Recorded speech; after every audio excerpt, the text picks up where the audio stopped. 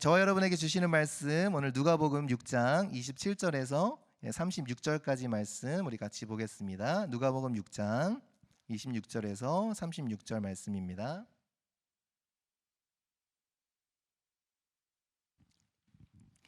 우리 같이 교독하실게요. 먼저 27절 제가 먼저 읽겠습니다. 그러나 너희 듣는 자에게 내가 이르노니 너희 원수를 사랑하며 너희를 미워하는 자를 선대하며 모욕하는 자를 위하여 너희의 입뺨을 치는 자에게 젖뺨도 돌려대며 내 겉옷을 빼앗는 자에게 속옷도 거절하지 말라.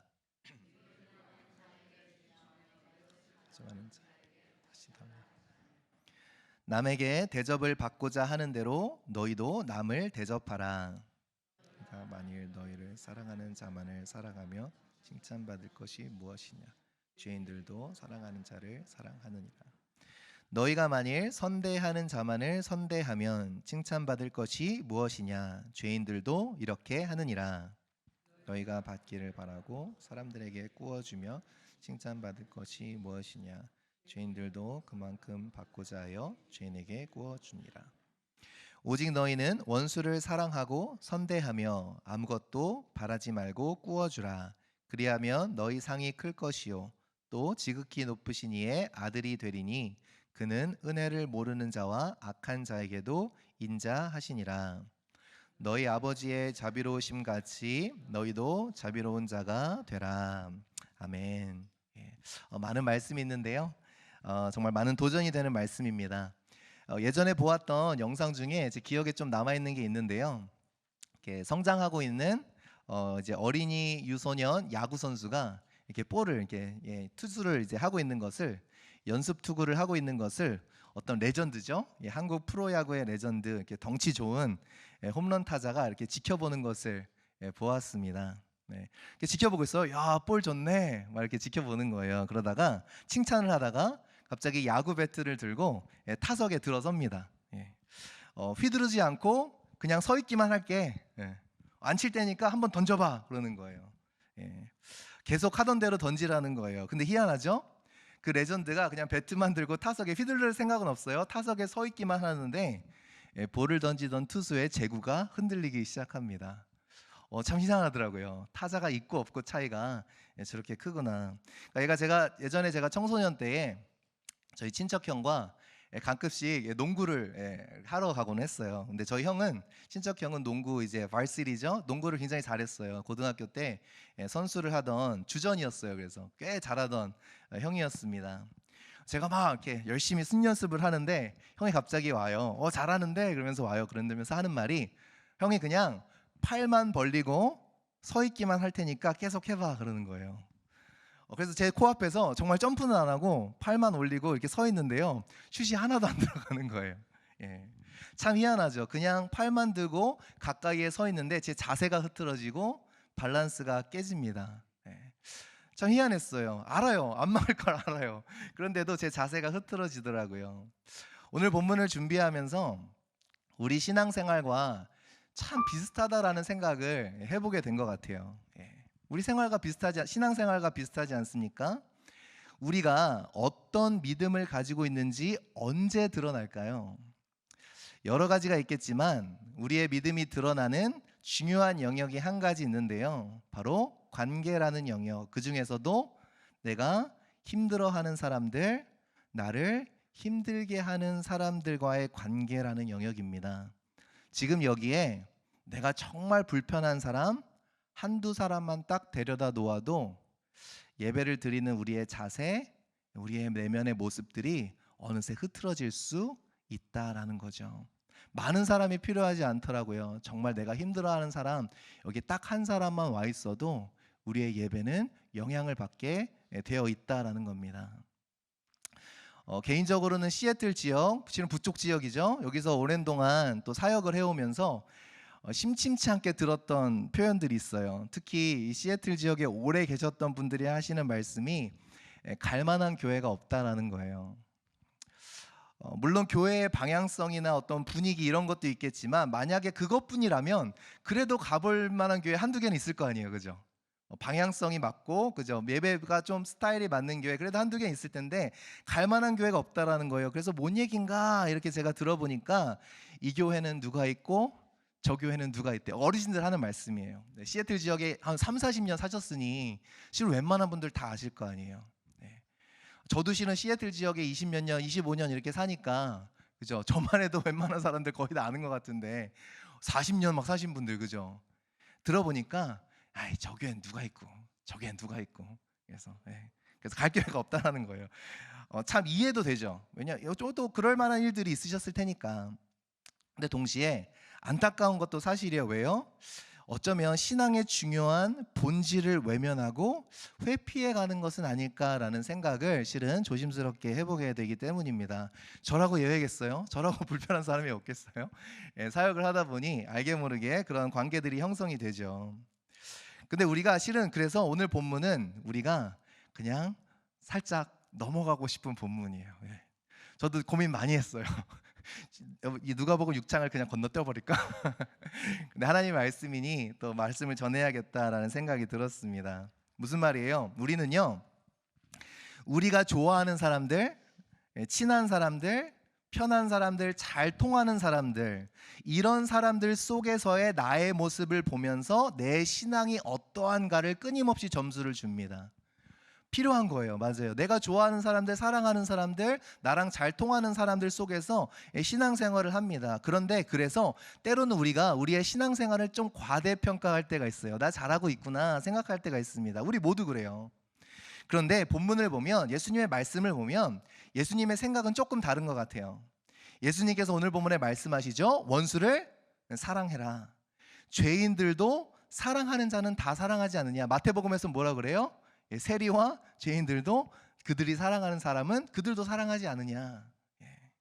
그러니까 무슨 말이에요? 세상 사람들이 다 할 줄 아는 것을 우리가 여기서 하면서 그것을 신앙이라고 이야기하는 것이 아니라 우리의 진짜 신앙이 드러나는 것은 언제인가? 바로 원수를 대할 때 우리 신앙의 현 주소가 드러난다라는 것입니다. 마음에 맞는 사람끼리, 친한 사람끼리 신앙을 잘하는 것도 너무 중요해요. 너무 중요합니다. 그런데 우리가 외면해온 신앙의 한 부분은 뭐예요? 내가 불편한 사람들을 나는 오늘 어떻게 대하고 있는가라는 말씀입니다. 실은 오늘 말씀을 준비하면서 참 고민이 많이 들었어요. 왜 고민이 많이 들었는가?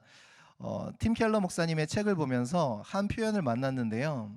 용서에 관한 책을 읽다가 이런 문구를 만났어요. 아직도 피를 흘리는 피해자가 왜 용서의 부담까지 져야 되는가? 이 부분을 딱 하면서 맞아요. 그냥 그렇게 쉽게 이야기하기엔 그냥 품으라고, 사랑하라고 그렇게 쉽게 이야기하기엔 너무나 깊은 상처가 나 있는 성도들도 있을 텐데 오늘 이 본문을 어떻게 설교해야 될까 실은 많은 고민을 하게 되었습니다. 정말 좀 어렵더라고요. 정말 내가 돌이킬 수 없는 학대를 당했다든지, 그죠? 사기를 당했다든지, 전 재산을 날려버렸다든지, 정말 이민사회 우리 여러분들의 스토리 들어보면 제가 진짜 깜짝 놀랄 일이 너무 많아서 그런 신방을 하면서 그런 이야기를 다 듣고 나서 원수 그래도 사랑하라고, 그래도 품으라고 이렇게 이야기할 수 있을까? 좀 실은 자신이 없었어요. 만약에 내가 그런 일을 당했다라면 나는 그렇게 할 수 있을까라는 생각이 많이 들었습니다. 근데 그럼에도요, 오늘 본문을 묵상하면서 하나님께서 우리에게 주시고자 하는 마음이 있지 않은가 이런 생각을 해보게 되었고요. 그리고 그 부분을 좀 오늘 나누었으면 좋겠습니다. 혹시라도 여러분 가운데 깊이 나 있는 상처를 건드리기 위함이 아니라 그래도 이것인가 무엇인가 하나님께서 뜻하는 것이 있지 않을까라는 생각으로 함께 말씀을 나누었으면 좋겠습니다. 여러분, 어떤 것이 믿음의 모습일까요? 한번 슬라이드 띄워주시겠어요? 어느 것이 믿음의 모습일까? 오늘 실은 설교 제목을 Loving the Unlovable이라고 하고 싶었는데 무슨 말이에요? 어느 것에 여러분 하나님의 성품이 담겨 있을까요? 사랑스러운 사람을 사랑하는 것 vs 사랑스럽지 않은 사람을 사랑하는 것. 여러분, 어떤 것이 더 하나님의 성품에 가까운가요? 사랑스럽지 않은 사람을 사랑하는 것. 실은 이것을 저와 여러분에게 가르쳐주고 싶으신 것 같아요. 답은 너무나도 당연하죠. 사랑스럽지 않은 사람을 사랑하는 것. 원수는 누구이겠어요? 사랑스럽지 않은 사람. 그 사람들을 나는 사랑할 수 있겠는가? 믿음은 내가 사랑하는 사람들, 내가 좋아하는 사람들 100사람을 사랑해주고 품어주고 섬기는 것도 믿음이겠지만, 그에 못지않게, 아니요, 실은 그것보다 더 중요한 것은 내가 사랑하기 힘든 사람들, 품어주기 힘든 그 한 사람, 그 한 사람을 내가 사랑하고 품을 수 있겠는가? 이것이 실은 믿음의, 우리의 신앙에 더 많은 것을 이야기해 주고 있는 것이죠. 오늘 본문의 맥락이 있습니다. 지난주 본문에서 예수님의 말씀을 통해 무엇을 나누었죠? 예수님의 제자로서의 삶의 방식이 있다고 말씀드렸어요. 그죠? 지난주에는 그 내용이었습니다. 세상이 말하는 삶의 방식과는 전혀 다른 예수 그리스도의 사람으로서의 삶의 방식이 있다라는 것을 나누었어요. 그리고 오늘 본문에 이어서 그 삶의 방식이 뭐예요? 원수를 사랑하는 것이 바로 예수의 사람들의 삶의 방식이라고 가르쳐 주시는 거죠. 오늘 본문 27절, 28절만 우리 한번 같이 읽어보겠습니다. 시작. 그러나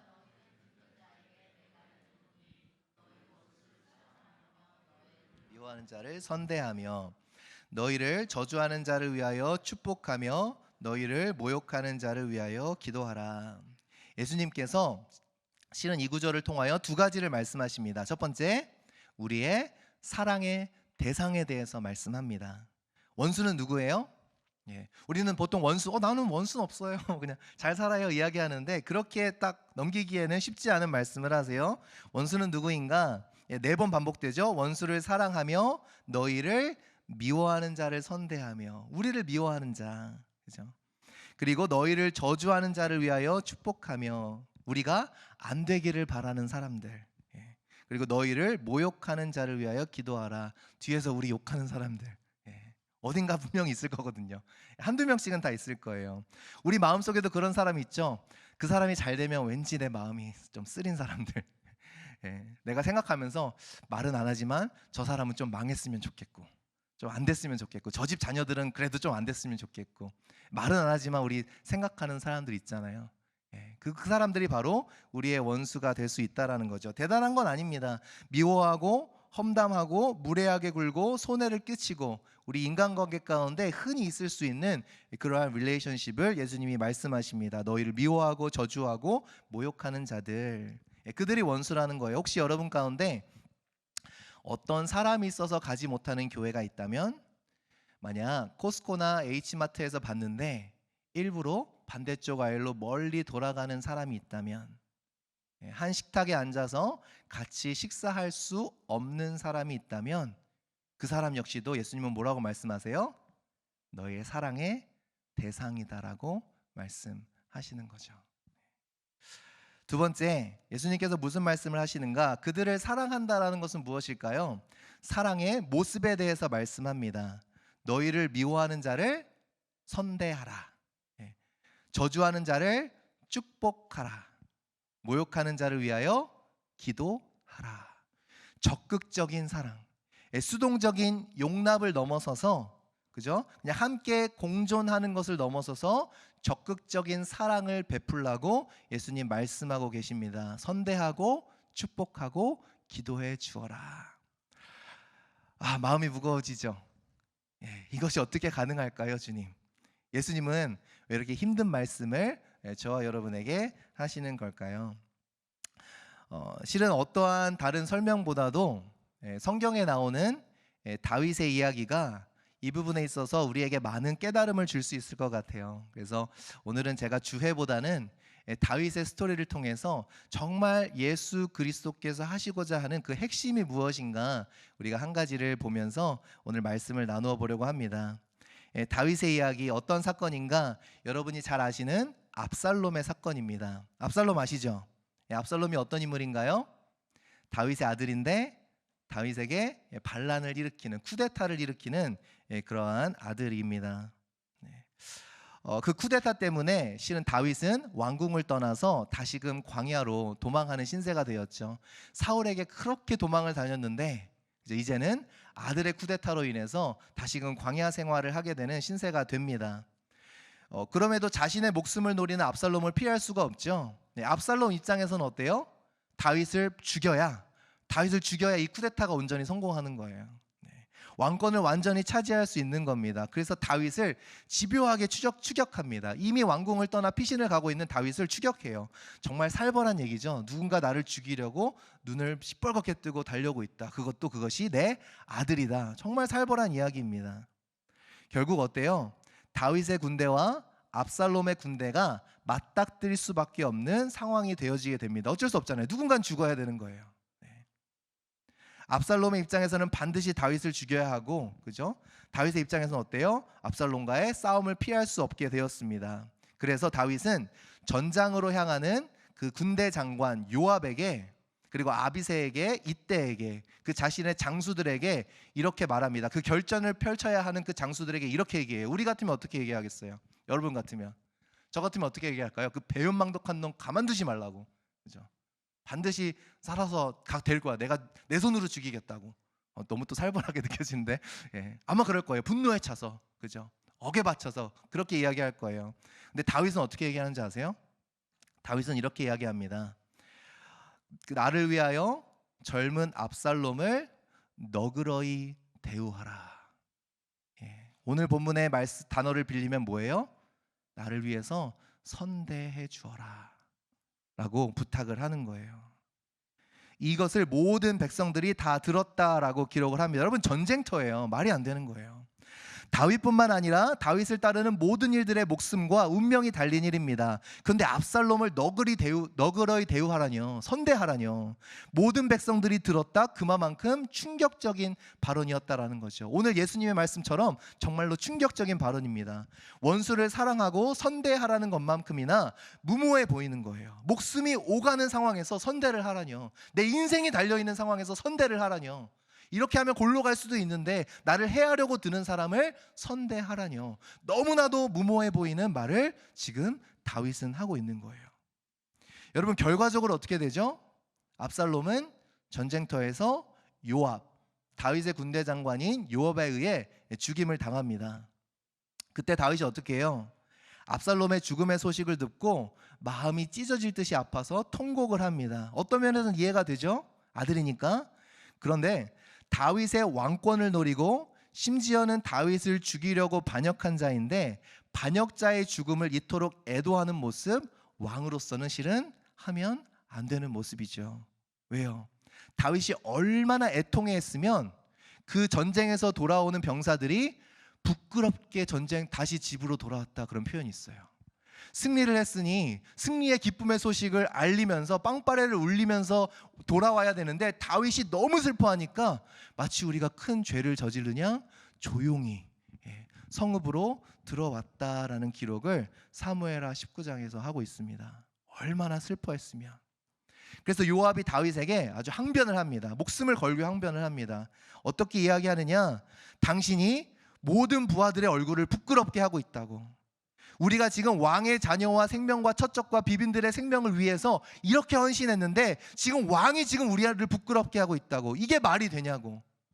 왕의 생명을 구해드리고 왕의 가족들의 생명을 구해드렸는데 그 압살롬을 위해서 이렇게 애통하는 게, 그러므로 우리를 부끄럽게 하는 게 말이 되냐고. 차라리 우리가 다 죽었으면 그게 왕한테 더 나았겠냐고. 요압이 이렇게 다윗에게 강력하게 항변을 합니다. 여러분, 일리가 있죠. 원수의 죽음을 이렇게 대놓고 슬퍼하면 안 되는 거잖아요. 요압의 말도 일리가 있습니다. 그런데요, 여러분, 왜 다윗이 압살롬의 죽음을 이렇게 슬퍼했을까요?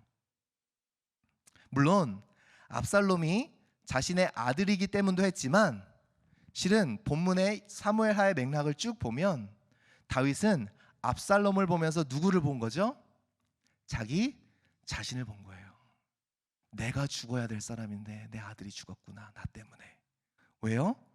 이 모든 비극이 왜 생긴 것임을 다윗은 알고 있어요. 어디서부터 사건의 발달이 일어나죠? 바로 밧세바를 범한 사건, 그리고 밧세바의 남편인 우리아를 전장에 보내서 죽게 만든 그 사건, 그 죄악. 살아계신 하나님이 계신데 마치 권력의 최정점에서 자기가 마치 하나님인 양 교만했던 그 다윗의 모습. 그때 나단 선지자를 통해서 하나님이 말씀하시죠. 네 이 죄 때문에 칼이 네 집에서 영원토록 떠나지 않을 것이다. 내가 내 집에 재앙을 일으키고 백주 대낮에 네 아내들을 빼앗아 강간하는 일들이 벌어날 것이다. 그리고 압살롬이 그 일을 그대로 행하죠. 다윗은 알았던 거예요. 압살롬보다 누가 더 죄인이에요? 자기가 더 죄인이라고. 압살롬이 죽어 마땅한 사람이 아니라 내가 죽어 마땅한 사람임을 다윗은 그걸 통곡하고 있었던 거예요. 더 죽어 마땅한 사람이 있다면 내 아들 압살롬이 아니라 나인데, 자신의 죄악에 대해서 애통해하고 있는 거죠. 요압에게 압살롬은 너였어요. 너, 죽어야 할 너, 원수 너. 그러나 다윗에게 압살롬은 나였어요. 죽어 마땅한 나. 압살롬이라는 한 인물을 보면서, 원수라는 한 인물을 보면서 요압은 죽어야 될 너를 봤는데 다윗은 죽어야 할 나를 보고 있는 거예요. 예수님께서 왜 원수를 사랑하라 하실까요? 로마서 5장 8절 이렇게 기록합니다. 우리 함께 읽겠습니다. 시작. 우리가 아직 죄인 되었을 때에 그리스도께서 우리를 위하여 죽으심으로 하나님께서 우리에 대한 자기의 사랑을 확증하셨느니라. 로마서 10절 곧 우리가 원수 되었을 때에 그의 아들의 죽으심으로 말미암아 하나님과 화목하게 되었은즉 화목하게 된 자로서는 더욱 그의 사랑하심으로 말미암아 구원을 받을 것이라. 예수 믿기 전에 우리가 누구예요? 하나님의 원수였던 거예요. 사랑할 만해서, 구원 받을 만해서 저와 여러분을 구원하신 게 아니라 하나님의 복음에는 뭐가 담겨 있어요? Loving the unlovable. 사랑받기 합당하지 않은, 사랑할 만한 것이 없는 사랑을 사랑해 주신 그 하나님의 사랑이 복음인 거죠. 예수님께서 왜 원수를 사랑하라 하실까요? 어떤 고상하고 수준 높은 믿음을 가지라는 게 아니에요. 원수를 사랑하는 것에는 뭐가 있어요? 한 차원 높은 신앙에 대한 이야기가 아니라 신앙의 본질이 바로 원수 사랑에 담겨 있다는 거예요. 하나님이 원수를 사랑하셔서 저와 여러분을 구원해 주신 그 복음. 복음은 본질적으로 뭐예요? 원수를 사랑하신 하나님의 은혜에 대한 얘기예요. 내가 원수였던 거 안 믿겨지시죠? 그죠? 그냥 믿을만 해서 나는 믿고 있죠. 내가 교회 다닐만 해서 다니는 사람이라고 생각하죠. 벌써 우리는 복음에서 많이 빗나가 있을 수 있다라는 거죠. 복음, 하나님과 원수되었던 우리를 하나님께서 용납해 주신 것, 사랑스럽지 않은 죄인을 사랑해 주신 것, 우리를 선대해 주신 것, 이것이 바로 복음의 본질이에요. 우리가 사랑하기 힘든 그 원수 있죠. 그러므로 복음을 깨달은 사람은 나랑 그 원수가 하나도 다를 것이 없다라는 그러한 마음속에 깊은 인식이 있는 거예요. 힘들어요. 알아요. 나를 그렇게 대하는 거 옳지 않아요. 맞아요. 상처 입었어요. 그걸 부정하진 않아요. 근데 본질적으로 깊이 들어가 보면 그 사람과 나는 다르지 않다라는 거예요. 그 원수가 바로 나라는 거죠. 어쩌면 여러분이 그 사람을 너무나 힘들어하는 이유는 생각보다 그 사람과 내가 닮은 점이 많기 때문이에요. 그 사람을 깊이 보면 그 사람 속에 내가 있는 것을 발견하게 됩니다. 그래서 힘든 거죠. 예수님께서 원수를 사랑하라 말씀하십니다. 우리는 얘기해요. 그럴 수 없다고. 불가능하다고. 우리가 사랑할 수 없다고 이야기하는 그 사람과 나와의 간극 있죠. 절대로 뛰어넘을 수 없을 것 같은 그 간극. 근데 복음은 뭐예요?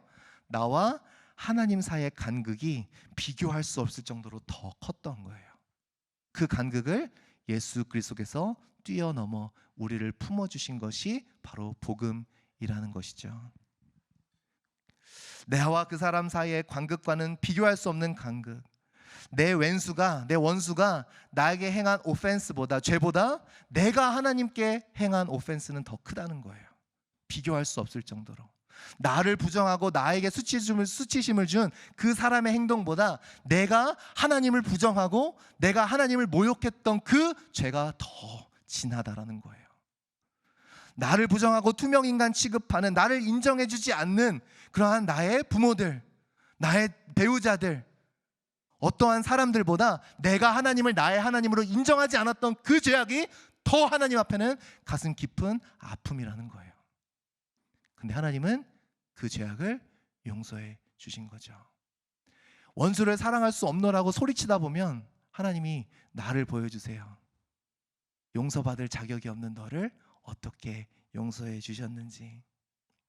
내가 그 사람을 사랑할 수 없는 이유보다 실은 따지고 보면 하나님께서 나를 사랑할 수 없는 이유가 더 커요. 원수 사랑을 통해서 우리는 그것을 깨닫게 되는 거죠. 그 모든 것을 뛰어넘는 것이 뭐예요? 복음이라는 거예요. 그게 은혜라는 겁니다.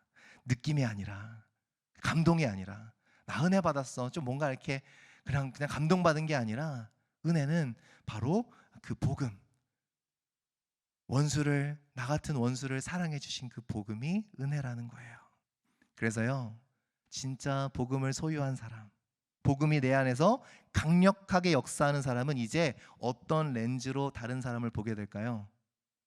은혜라는 렌즈로, 예수 그리스도의 은혜라는 렌즈로 보게 돼 있는 거예요. 모든 벌어지는 상황들, 내 어떠한 모습들, 그죠? 주변 사람들을 은혜라는 렌즈로 보기 시작합니다. 누가복음 6장 33절에서 34절, 예수님께서 이렇게 말씀하시죠. 같이 읽어보겠습니다. 시작. 너희가 죄인들도 이렇게 하느니라. 너희가 받기를 바라고 사람들에게 구워주면 칭찬받을 것이 무엇이냐? 죄인들도 그만큼 받고자 하여 죄인에게 구워주느니라. 제가 왜 이 구절을 읽었냐면요, 너무나도 번역이 아쉬워요. 아쉬울 수밖에 없는 이유는 있어요. 왜냐? 너희가 만일 선대하는 자만을 선대하면 칭찬받을 것이 무엇이냐의 칭찬이 헬라어로 카리스라는 단어, 은혜라는 단어예요. 칭찬받기 위해, 그게 어떠한 칭찬받는 것도 있겠죠. 근데 너희가 선대하는 자만을 선대하면 거기에 은혜라는 가치가 묻어 나오겠냐라는 거죠. 나를 좋아해 주셔서 좋아하는 사람들에게 내가 은혜 베푸는 거예요?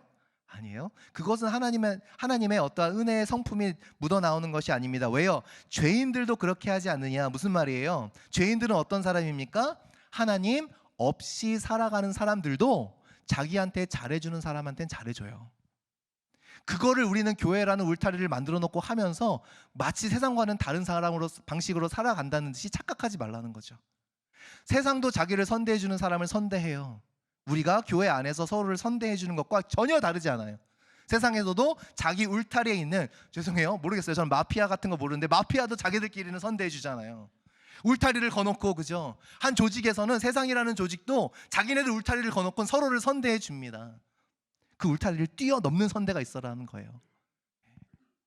세상 사람들도 다 이 하는 사랑, 자연스러운 반응에 불과한 사랑을 가지고 사랑이 많은 사람이다 착각하지 말고, 전혀 자연스럽지 않은 사랑, 그죠? 그냥 내 마음에서 우러나는 사랑이 아니라, 우러나지 않더라도 예수 그리스도께서 말씀하시기에 그 순종할 수 있는 그 사랑, 감정을 물어보시는 것이 아니라 예수님의 말씀, 커맨드잖아요. 명령에 따라 하는 사랑입니다. 우리는 교회라는 범주에서, 그것도 교회 안에서도요, 내가 좋아하는 몇 명의 사람들만 사랑하면서 내 믿음이 좋다라고 그렇게 이야기할 수 없다라는 거죠. 제한적인 사랑, 내가 원하는 사람에게 원하는 만큼까지만 하는 그 제한적인 사랑을 가지고 그것을 믿음, 은혜라고 부를 수 없다라는 거예요.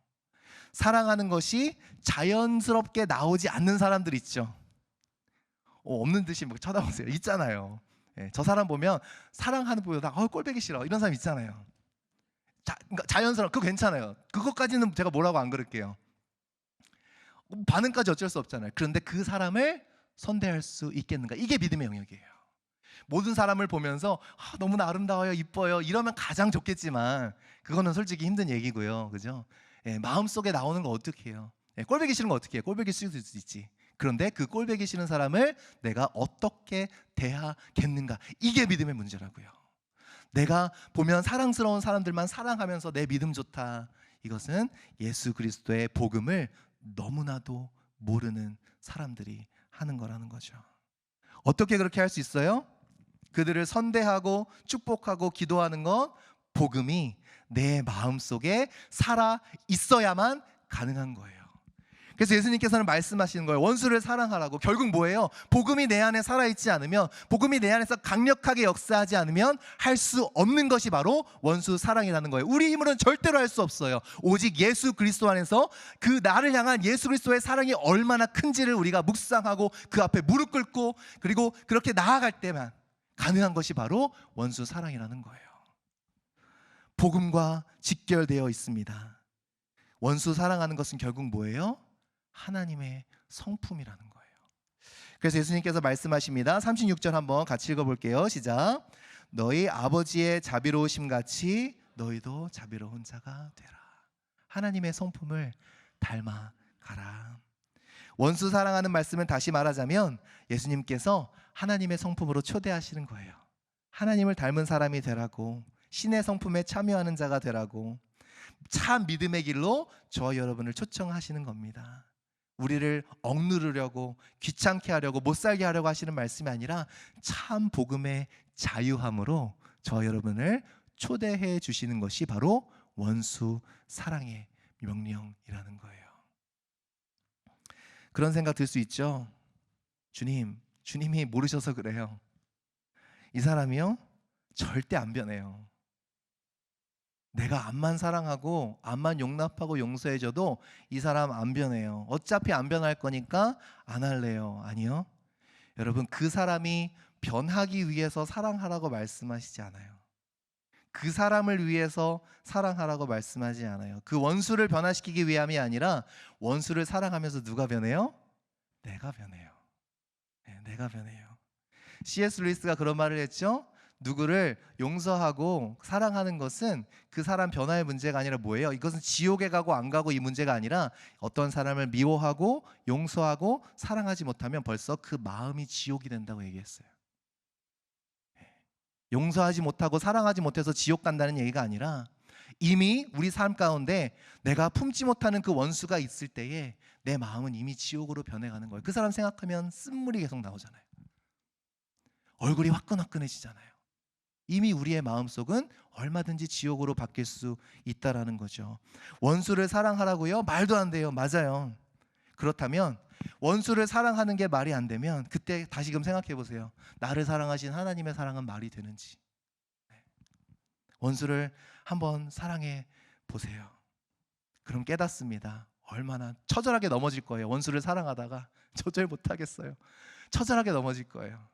진짜 마음을 찢게 될 거예요. 그런데 그럴수록 나를 향한 하나님의 사랑이 얼마나 큰지 더 깊이 깨닫게 될 거예요.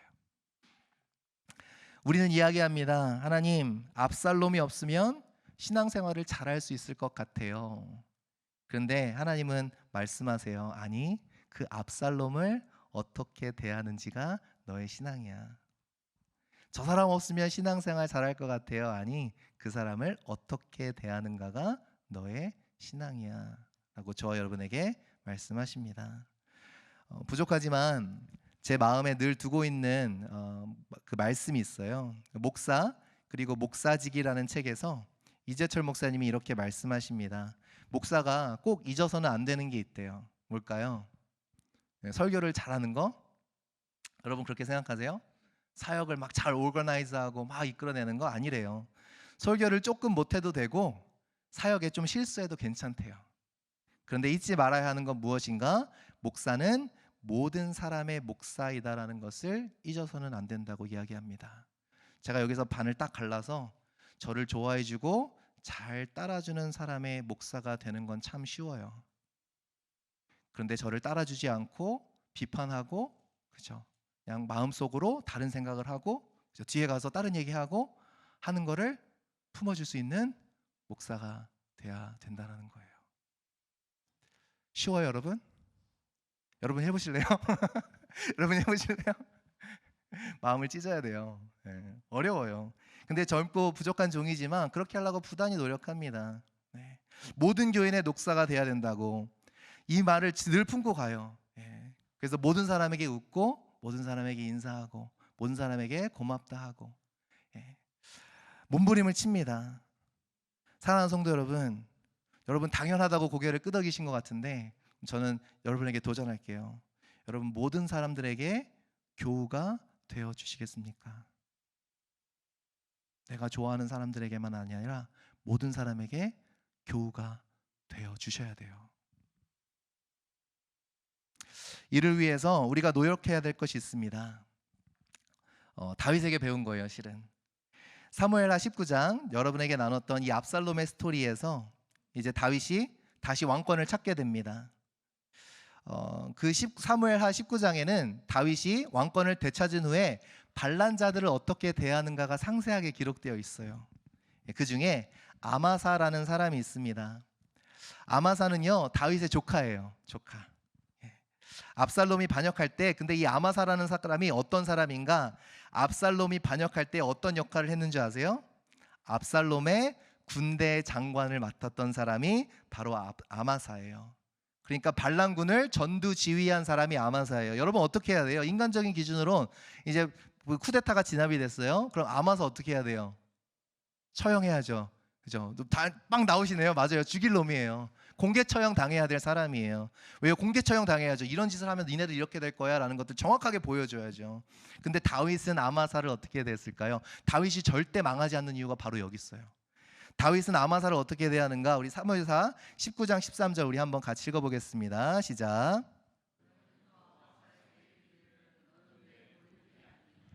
내가 요압을 이어서 항상 내 앞에서 지휘관이 되지 아니하면 하나님이 내게 벌 위에 벌을 내리시기를 바라노라 하셨다라며. 뭐라고 얘기해요?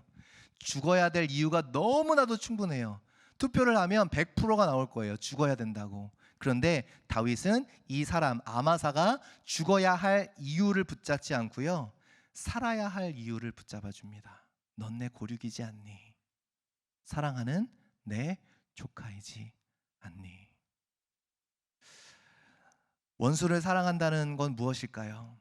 처단해야 할 사람을 도리어 군대 장관으로 세워줍니다.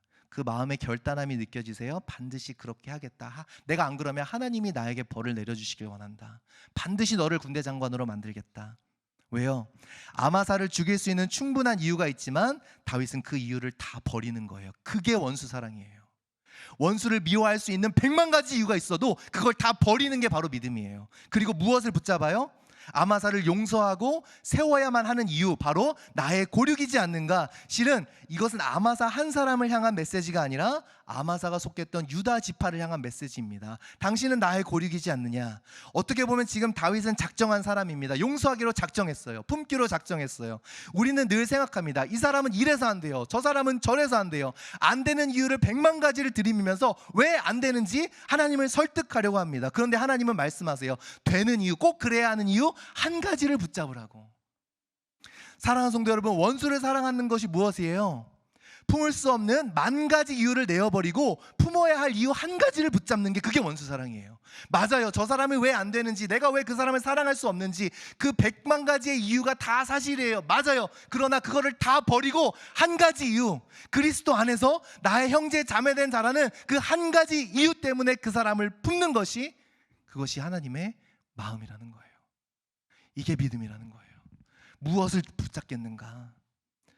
품을 수 없는 이유를 자꾸 묵상하면 멀어져요.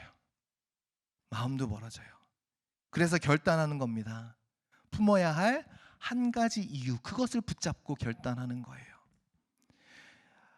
그냥 꼴보기 싫고 불편한 정도가 아니라 정말 인생의 깊은 상처를 남긴 그 사람이 있다면, 맞아요, 쉽지 않아요. 그렇기 때문에 만일 제가 마치 그냥 아무 일 없었던 듯이 그 사람을 대하라, 이런 말씀을 드리고 싶지는 않아요. 준비가 필요할 것 같아요. 예수님께서 그 마음을 만져주셔야 하고, 그죠? 그 생각을 만져주셔야 하고. 만일 제가 오늘 본문을 설교하면서 무조건 사랑하세요, 그렇게 적용할 수 있을까라는 생각을 많이 고민했어요. 어떻게 말씀을 드려야 될까? 왜냐하면 어떤 사람에게는 원수를 사랑한다라는 것이 버겁고 실은 잔인하게까지 느껴질 수 있기 때문이죠. 그럼에도요, 우리가 한 걸음 한 걸음 그 길을 이제 걸어 나가셔야 돼요. 한 번에 할 수 있는 일은 아니에요. 맞아요. 그러나 한 걸음 한 걸음은 걸어갈 수 있잖아요. 그렇죠? 아니에요? 그래도 안 하실 거예요? 그래도 그냥 담 쌓고 절대 한 걸음도 내딛지 않을 거야. 한 걸음 한 걸음씩 가다 보면 용서할 수 있고 품을 수 있는 것이죠. 왜요? 꼭 그 길을 걸어 나가셔야 돼요. 왜냐하면 원수 사랑은 복음의 본질이기 때문에 그래요. 우리를 향한 하나님의 사랑, 그리고 우리가 살아내야 할 믿음, 복음이기 때문입니다. 그래서요, 여러분에게 오늘 권면드리고 싶은 건 그거예요. 그러니까 연습해 보자고. 갑자기 나에게 그런 깊은 상처를 준 사람 어떻게 한 번에 하겠어요? 그래서 교회 안에서 좀 사랑하는 연습을 좀 해보자고. 조금 불편한 사람 있죠. 힘든 사람들이 있어요. 성향이 잘 안 맞는 사람들도 있고요. 그냥 사랑스러운 마음이 자연적으로 안 나오는 사람들, 그 사람을 사랑해주고 품어주는, 그래서 내 마음이 조금 더 넓어지고 조금 더 넓어지고 조금 더 넓어지면 언젠가는 그 원수마저도 사랑할 수 있는 그 복음이 가득 찬 내 마음이 되어지겠죠. 은혜라는 렌즈로 바라보는 훈련을 하는 거예요. 나의 상처와 나의 아픔들을 곱씹는 훈련이 아니라 은혜라는 렌즈로 서로를 바라봐 줄 수 있는 훈련을 하는 겁니다. 예수님의 이야기 중에서 99마리 양을 두고 한 마리 양을 쫓아나간 그 목자의 이야기를 예수님께서 누가복음 15장에 하시죠. 저는 청년 때 이걸 들으면서 이야기를 보면서 참 풀리지 않은 숙제였어요. 말이 안 된다고 느껴졌어요. 어떻게 90마리 양은 아무것도 아니야? 어떻게 한 마리 양을 내둬주고, 그죠? 한 마리 양을 위해서 99마리 양을 뒤로 하고 한 마리 양을 찾아갈 수 있어? 이건 목자의 책임이 아니잖아. 청년 때에 그런 생각이 많이 들었어요. 그런데 제가 좀 철이 들면서 그 본문을 보면서 눈물이 뚝뚝 떨어지더라고요. 왜요? 그 한 마리 양이 나였어요. 이 프레임이 바뀌니까 성경이 다르게 읽혀요. 제3자의 입장에서 압살롬을 바라보면 늘 압살롬은 죽일 놈입니다. 제3자의 입장에서 99마리 양의 스토리를 보면 이해가 안 돼요. 그러나 은혜라는 렌즈가 딱 장착이 되면 모든 게 다 바뀌어버리더라고요. 이 90마리 양 두고 나를 찾아오신 예수 그리스도. 그러면 여러분, 그 은혜를 깨달아지니까 어떤 사람이 보이는지 아세요? 잃어버린 한 마리 양이 내 눈에 들어와요. 이전까지는 보지 못했던, 교회에 적응하지 못하는 청년들, 교제 시간에도 혼자 멀뚱멀뚱 서 있는 청년들, 99마리 양을 제쳐두고 그 청년에게 다가가서 이야기를 나눕니다. 은혜라는 렌즈를 쓴다라는 것은 많은 변화를 가져다 줘요. 여러분 어떠세요? 은혜라는 렌즈를 끼고 서로를 바라보고 계세요? 어떻습니까? 한 마리 양을 위해서 여러분의 인생을 드릴 수 있겠습니까? 예수님께서 말씀하십니다. 하나님의 자비로우심 같이 너희도 자비로운 자가 되라. 이것이 믿음입니다. 원수 사랑의 가치, 한 걸음에 모든 것을 당장 다 이룰 수는 없겠지만, 그죠? 그러나 조그만 걸음 한 걸음씩 한 걸음씩 걸으면서 이 은혜라는 렌즈로 내 주변의 사람들을 품어 나가는, 그리하여 정말 그 복음이 내 가운데 충만해져서 정말 나의 원수마저도 품을 수 있는 그런 믿음의 장성한 분량까지 다다를 수 있는 저와 여러분이 되기를 주님의 이름으로 축원드립니다. 우리 함께 찬양하며 나아가시겠습니다. 이 시간 찬양하실 때에 우리 지난주에 했던 찬양인데요, 우리 3절과 우리 4절 가사로 좀 찬양했으면 좋겠어요. 내가 사랑하는 사람들 틈에 껴서 사랑이 많은 그러한 사람이 되는 것이 아니라 정말 그 척박한 곳, 정말 내가 힘들어하는 그곳, 나를 힘들게 하는 사람들, 내가 힘들어하는 사람들 가운데서도 예수 그리스도의 사랑을 나타낼 수 있는, 정말 원수를 품는 사랑으로 복음을 삶으로 증거해낼 수 있는 우리가 되기를 소원하면서 우리 같이 찬양하며 나아가시겠습니다. 우리 3절로 찬양합니다. 주의 자녀로, 주의 자녀로 산다는 것을 나도 그들을 용납하는 것, 나를 위해 위에 달리신 십자가 사랑, 그 사랑으로 살아가는 것. 주의 자녀로 주의 자녀로 산다는 것은 나도 그들을 용납하는 것. 나를 위해 달리신 십자가 사랑, 그 사랑으로 살아가는 것. 때론 불 가운데 휩싸일 때도, 폭풍 가운데 무너질 때도 주님 내 곁에 함께 하시네. 가장 가까이에 함께 하시네. 우리 한 번 더 주의 자녀로 우리 3절 가사 한 번 더 찬양합니다. 주의 자녀로 산다는 것은 나도 그들을 용납하는 것. 네. 나를 위해 달리신 십자가 사랑, 그 사랑으로 살아가는 것. 우리 4절로 찬양합니다. 주의 자녀로 산다는 것은 주님과 함께 동행하는 것. 주께서 지신 십자가 기꺼이 지고 주와 함께 걸어가는 것. 우리 한 번 더 주의 자녀로 산다는 것은 주의 자녀로 산다는 것은 주님과 함께 동행하는 것. 주께서 지신 십자가 기꺼이 지고 주와 함께 걸어가는 것.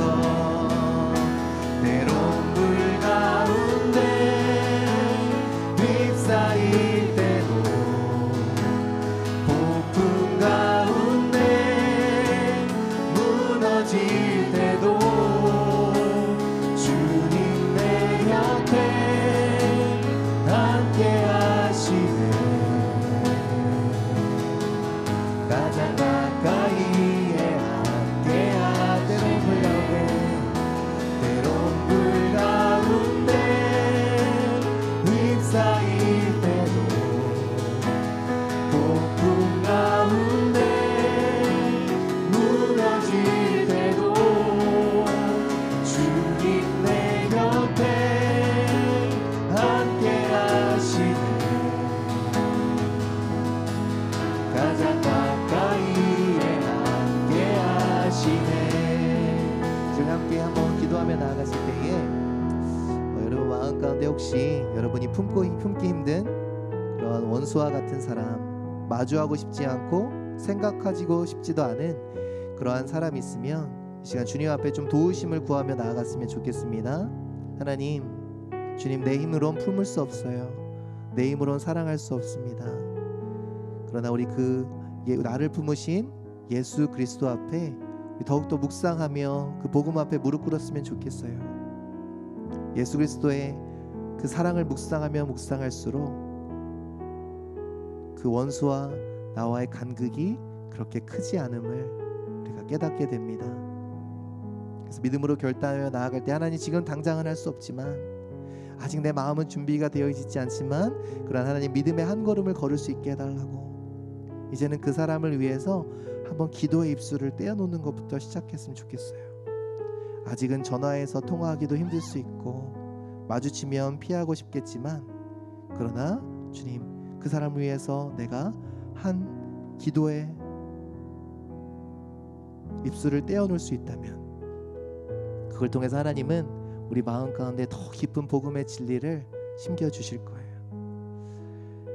그리고 우리 교회를 위해서 기도했으면 좋겠습니다.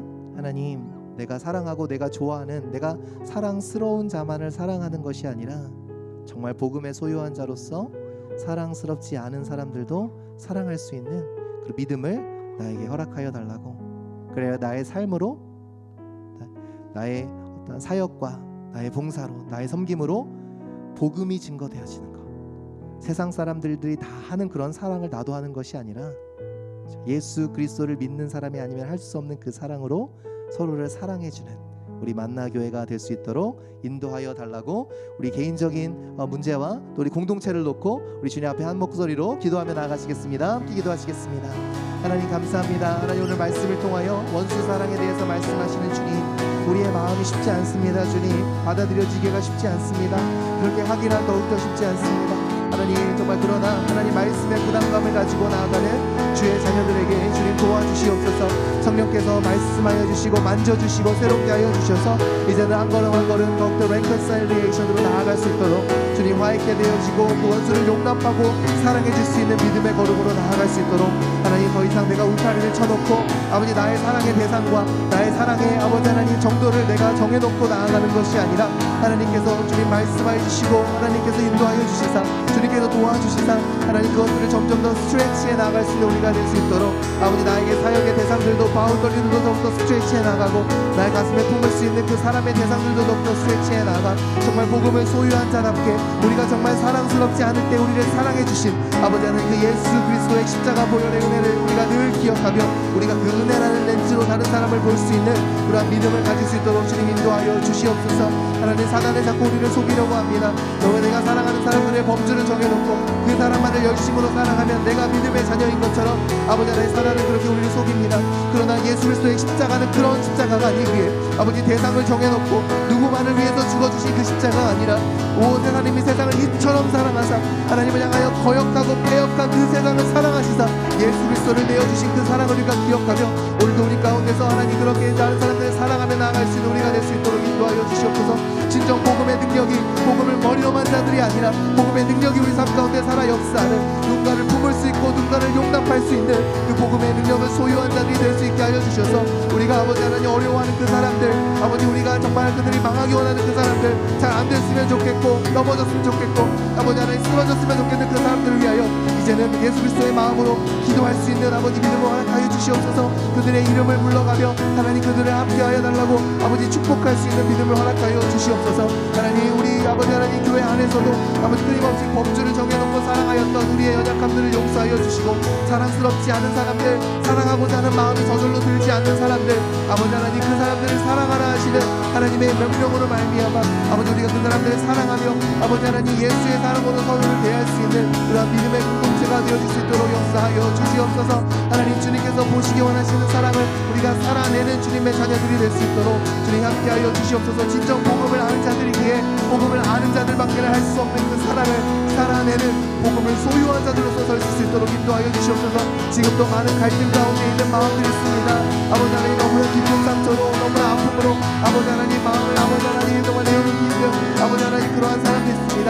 주님 한 걸음 한 걸음 나가게 해주시고 그 마음을 터치하여 주시고 회복하여 주셔서 하나님 결국에는 복음이 사람을 어떻게 살려내는지 복음이 아버지 하나님 우리를 어떻게 이겨내게 하는지 아버지 하나님 그 복음의 간증들이 되어지는 삶을 살 수 있도록 주님 역사하여 주시옵소서.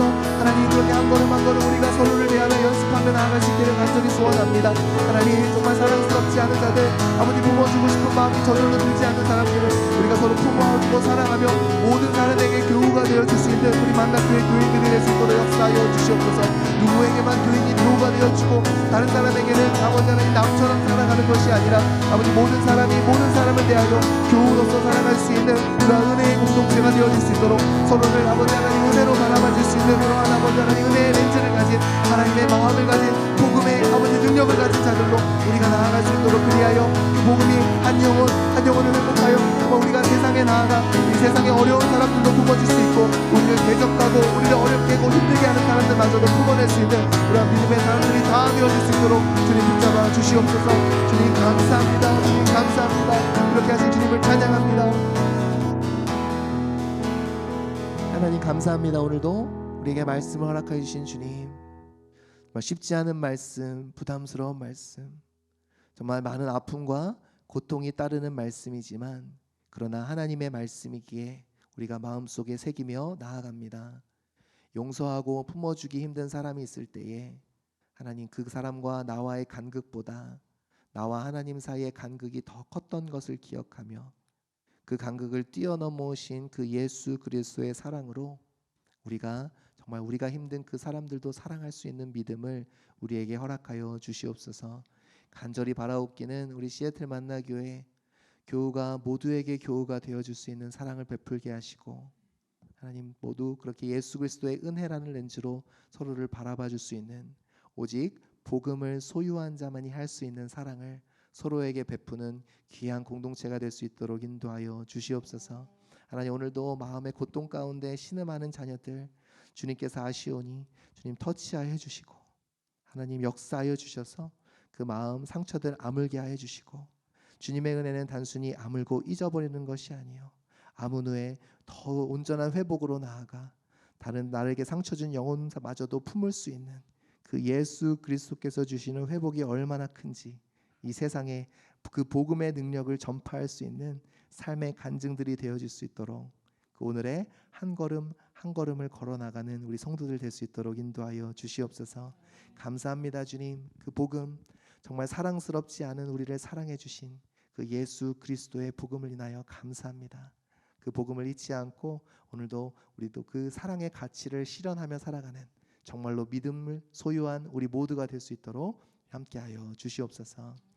이제는 우리 주 예수 그리스도의 은혜와 하나님의 사랑과 성령님의 교통 내주하심이 오늘도 원수를 사랑하라 라는 말씀을 마음에 품고 그렇게 하기로 결단하며 나아가는 주의 자녀 머리 위에 지금부터 영원토록 함께 하시기를 간절히 축원하옵나이다. 아멘.